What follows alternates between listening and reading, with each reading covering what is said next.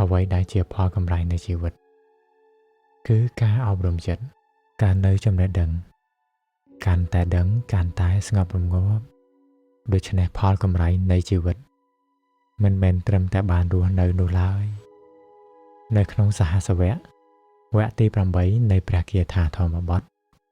ព្រះពុទ្ធអង្គទ្រង់ត្រាស់សម្ដែងថាបុគ្គលណារស់នៅ100ឆ្នាំតែជាមនុស្សមិនមានប្រាជ្ញា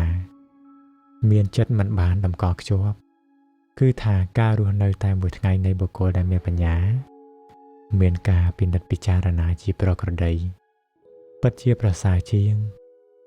គឺប្រសើរជាងអ្នកដែលរស់នៅអស់100ឆ្នាំនោះទៅទៀត